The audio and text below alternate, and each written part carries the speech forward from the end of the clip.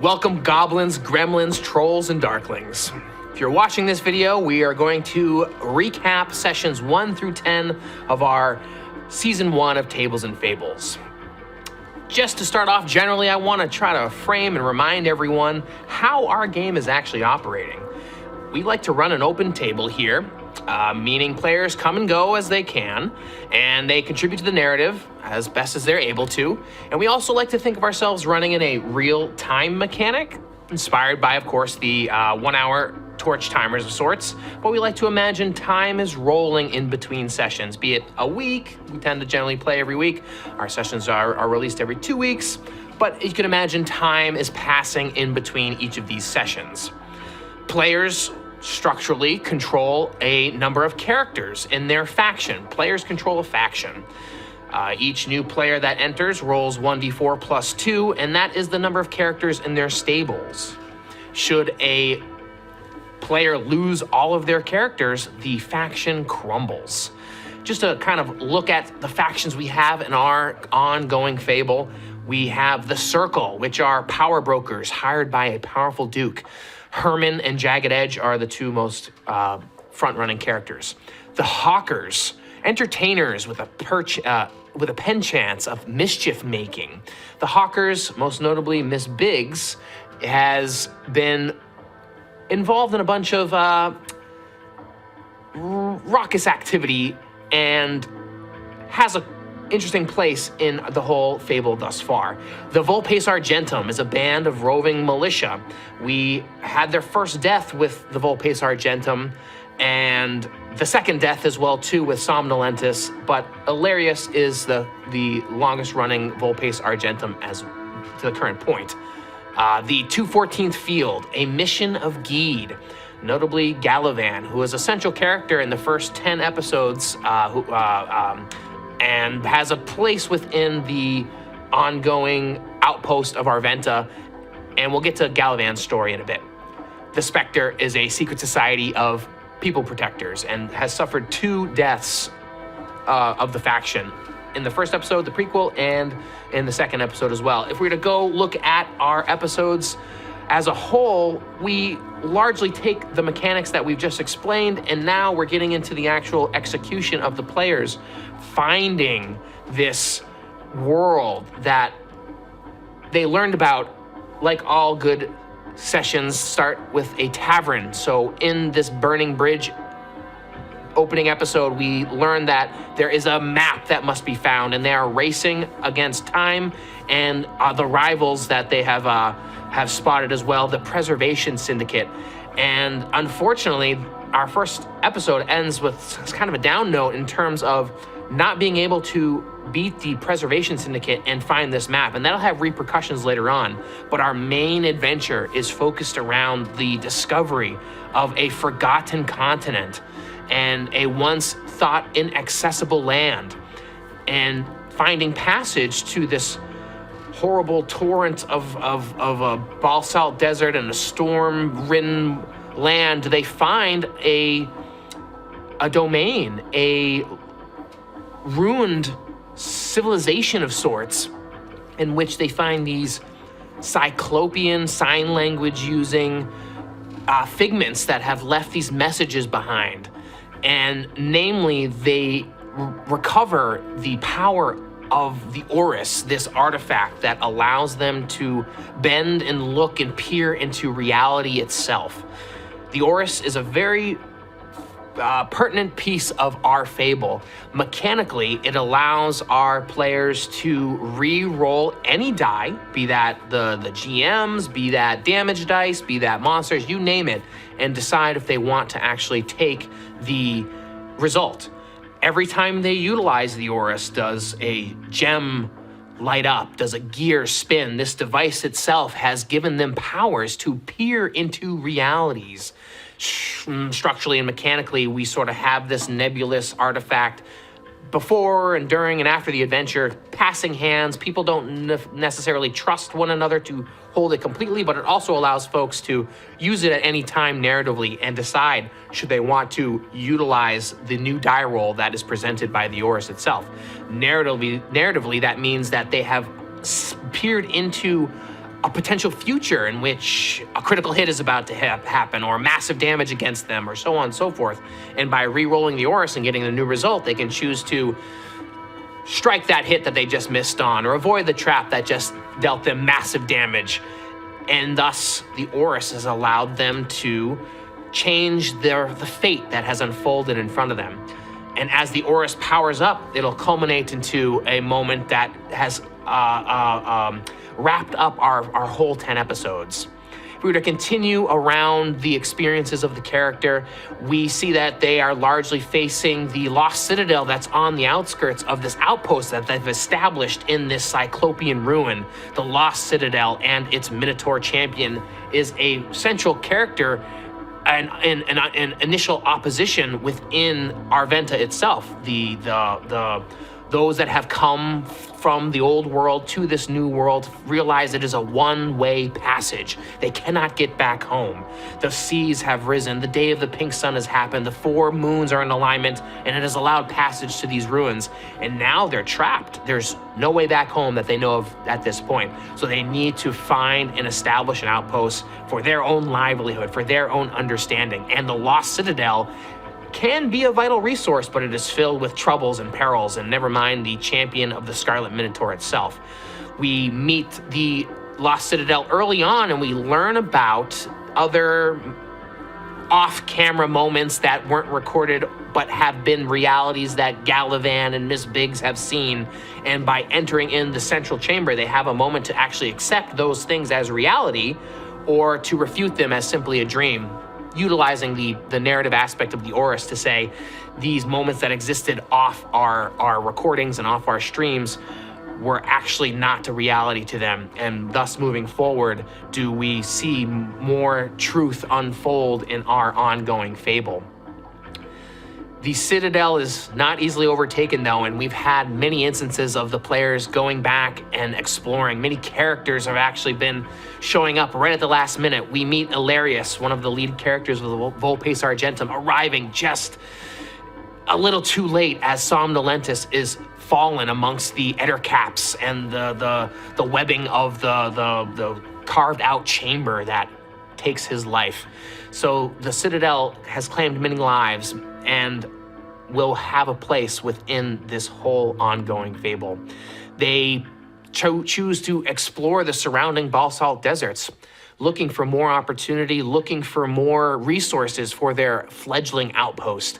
And they come across those Preservation Syndicate members like rats on a ship. Have they come over to this land as well? They had gotten the map. They've been here, sooner, albeit who knows how long sooner. It was only one day that this opportunity was given to the people to come to this new land. And Ilarius, who learns about a dig site, a sunken castle off in the distant lands that his Volpes Argentum have an affinity towards. He learns that from Garuna, an old crone that has come from the old world and has decided to establish a foothold in the outpost. Plays a game of interesting dice with Ilarius, and Ilarius goes out to find this sunken castle that he has this affinity for and stumbles across the Preservation Syndicate in a dig site north of the sunken castle, looking for something, digging something up. Needless to say, the players are intrigued by this, so they would like to explore more about this dig site and the Preservation Syndicate that they brought from this old world to this new world, and they're on a race to discover what that is up to debate. They have a very powerful artifact within their hands. Does the Preservation Syndicate know about it? We're not quite sure about that. Neutralizing some threats within the dig site and not being completely discovered, do they actually make their way to the sunken castle, the very element that the Volpes Argentum have been yearning for? And within this, they recognize that this castle is actually under the control of these undead controllers, these undead figures, skeletons and zombies that bear an insignia that Herman of the Circle recognizes as a symbol of the Baron that has sent his faction here to gain more information from. And this symbol is on various figures within the Lost Citadel, these undead champions that control the sunken castle, but these people have been here for aeons. How is this possible? How has the Baron, who bears this coat of arms, tied to these figures that have been here for countless generations and separated by both time and space between the two continents? These zealous vision voyagers seem to have control over the castle and the surrounding encampment of various desert dogs, be they gnolls, kobolds, you name it. And the characters, Jagged Edge in this case, and Ilarius, actually managed to save a trapped gnoll who's getting dragged into the castle, Kalazan.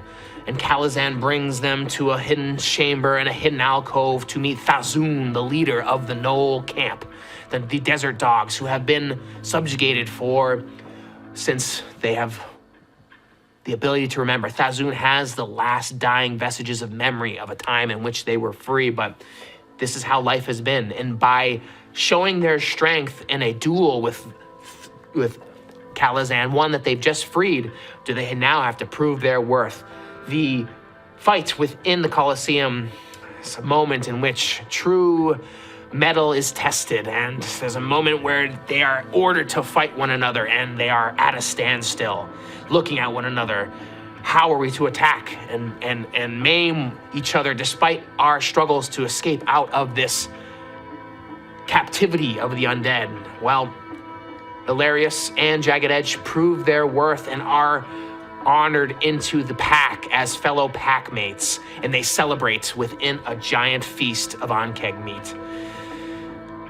Our fable continues as we go back to the Citadel. The Citadel comes back and forth within our fable because of the fear of this looming basalt-walled fortress that they know needs to be cleansed, but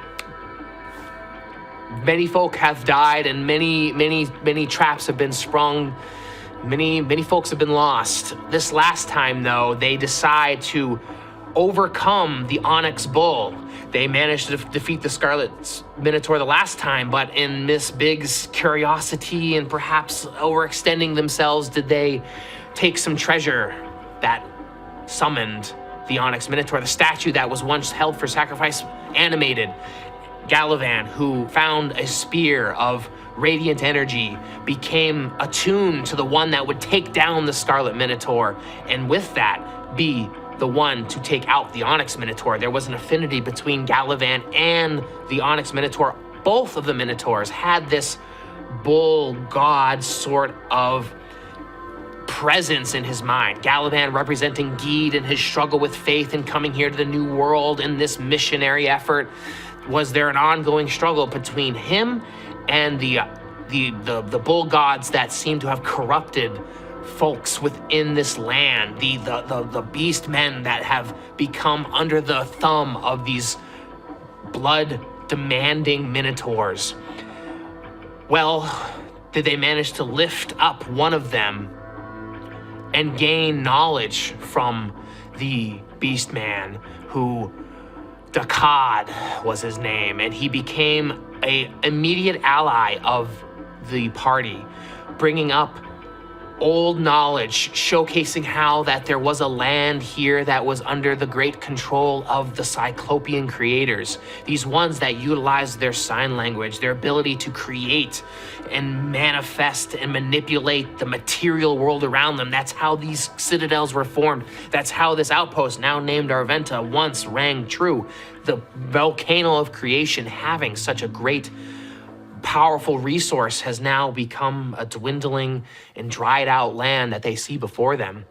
Well, Dakad has brought his shamanistic capabilities to the party, and mechanically now they have the ability to create beastmen characters and shaman characters within their factions as well, should they decide.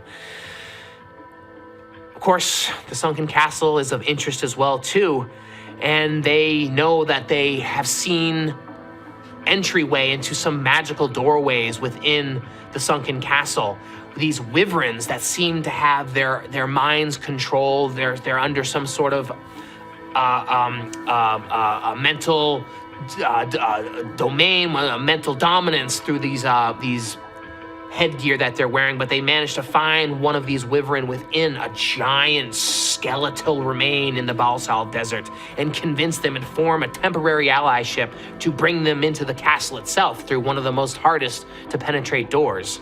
And with the help of this unlikely ally do they gain entry, and they meet the vile undead captain Skrikkek, a skeletal captain who yearns to feel an emotion once again. This skeletal captain is controlling these undead folk that are burrowing deeper and deeper into the sunken castle itself. And they know that there's far deeper depths within this castle. And they learn about Perivas, the serpent, who's had a tie with the Vulpes Argentum as well. There's this character who is of legend within the Vulpes Argentum, seems to actually exist within this sunken castle. How could this be? This mythical figure actually exists within the flesh, if it's still flesh amongst all of these undead. That's something that the Vulpes Argentum are intrigued about. But of course, like all good open tables and all good stories, the party wants to continue and extend its reach, search more around the Balsalt Deserts, and they hear about this city of glass, Taptooth, off in the deserts, and perhaps it'll gain them more resources. And on their way to this city of glass, they come across a battle between two various parties, and they join sides with one of them, who would end up being the Steel Lions, led by Prindas. And they fought against the Blood Rocks, these strange, mutinous, assembled creatures that are patchworked from other creatures, and they seem to live within the mountains to the north. And so Prindas of the Steel Lions and these newfound allies, Miss Biggs showing her strength with a crescent moon-shaped sword that she found at the base of the altar within the Scarlet Citadel, bringing its light and bringing its significance to Prindas. And Miss Biggs showing her true strength in this moment, wielding it with unbelievable strength. Where the Steel Lions allyship will go, we're uncertain, because the party, of course, is interested in getting into this city of glass. Beakers and test tubes and giant glass domes house various little compartments and enclaves and outposts and gatherings within this large city wall, glass city wall. And it seems like the city of glass houses this strange production of gas.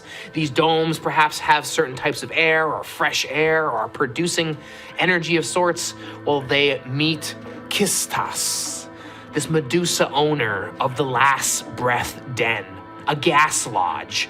And she informs them, after some indulging on some of her best product, about an astral refinery on the outskirts of town. And perhaps they better take it over should they wish. Otherwise, these forces within the city will decommission it for parts and pieces or whatever. Sounds like an opportunity to the party, and sure enough, they gather all their resources to the best of their ability to go to this astral refinery out in the outskirts of Taptooth, City of Glass. And they find that it is under the control of a cult, using it for nefarious purposes. And to try to gain control, they use wits, explosives, and yet again, the power of the Oriss to stop the summoning of this rift creature, these demon-like figments of reality that have yet to form their physical presence, but show each of their characters a look into their own horrific past, a look into their own nightmares made manifest. What these cult members are trying to do and what the significance of each of these rift monsters is quite an astonishment. And with the power of the Oriss in their hand, they charge it up completely, fully, and Galavan makes a surprising decision to use the power of the Oriss and peer back into his past to undo a decision that he made. The decision to come to this land. He's had visions of his life. He's had visions of his mates. He's had visions of a life that he desires. And he has felt wrought with uncertainty throughout these whole adventures here in the Balsalt Desert in Arventa, away from a place he calls home, and he feels he's falling short. He wrestles with his faith with Gede. He learns about various outposts and various sites that perhaps Gede, as Dakad has mentioned it, an older tongue of the religion that he knew it as, lies within this land. But Galavan makes the decision to turn back, to undo the decision that he made to come here. And it warps the very fabric of reality, removing the memory and the presence of this person in the adventure thus far. The power of the Oriss is drained. Gems power down. Gears unwind. The Oriss has truly manipulated it. This thing that they found with a pocket of time slowly compressing, a hand fully fleshed, but bone and sinew and rot beyond the orb of time. What is this orb of time that was holding this Oriss?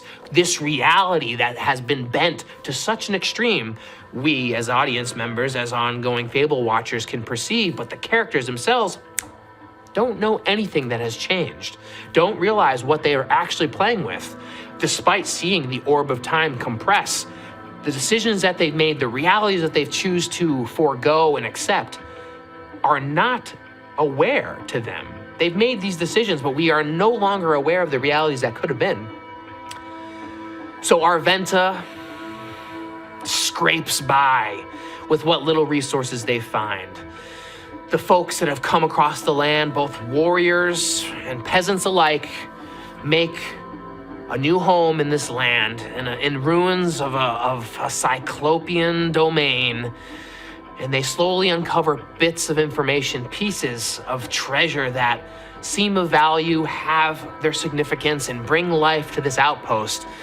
And they start learning about ties to these lands, both in terms of their coat of arms, the affinity to a castle and to a folk that have become subjugated, warrior dogs, literal relatives. Miss Biggs found a statue within the Broken Bridge Inn, now the Burning Bridge Inn of sorts, that bears resemblance to a halfling family member of sorts, and having found different trinkets and different representations of some lineage back here, and of course the sign language using Cyclopses and their illusionary messages left behind that have yet to be fully interpreted, leave us with questions that hopefully will be answered as we learn about a struggle of faith and a disappearance in a moment's notice.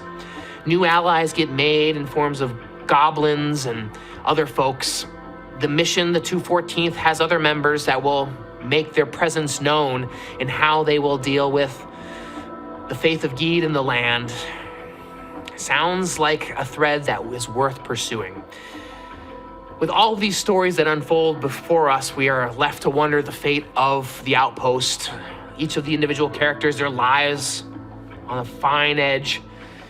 They bring something to this story that we'd love to continue to explore, but that sounds like a fable for another table.